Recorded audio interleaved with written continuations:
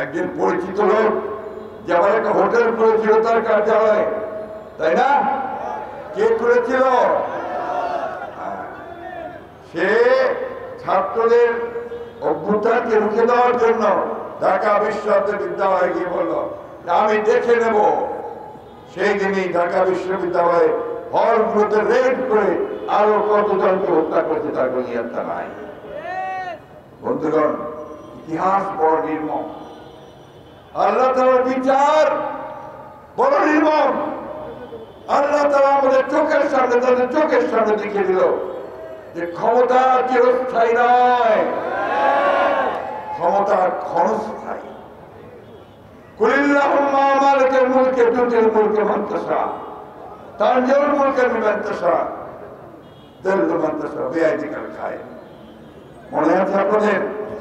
আমি আমিরকে ফকির করতে পারি, ফকিরকে আমির করতে পারি, জীবিতকে মৃত করতে পারি, মৃতকে জীবিত করতে পারি। আমাকে তোমরা অস্বীকার করো।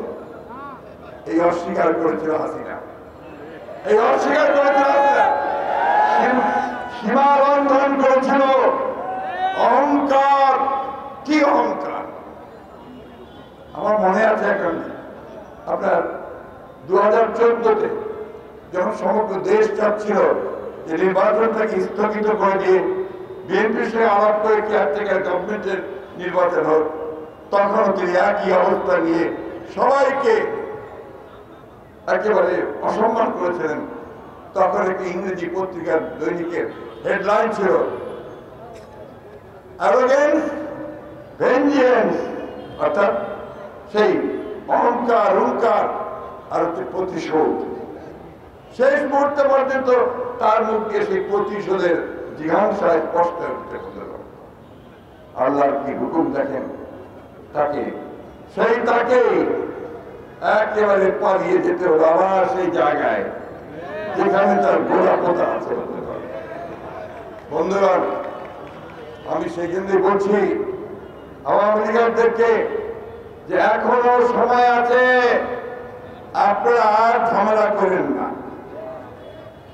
কারণ ঝামেলা করলে আপনারা টিকতে পারবেন না। আজ কিন্তু চেষ্টা করেছিলেন যে আপনারা যাবেন, 32 নম্বরে গিয়ে ফুল দেবেন, কারো কোনো আপত্তি ছিল না, কিন্তু ছাত্ররা তো হতে দেয়নি, আপনারা তো হতে দেয়নি। কেন? যে ওই মানুষটাকে আর কেউ দেখতে চায় না, ওই হাসিনার চেহারা তারা দেখতে চায়।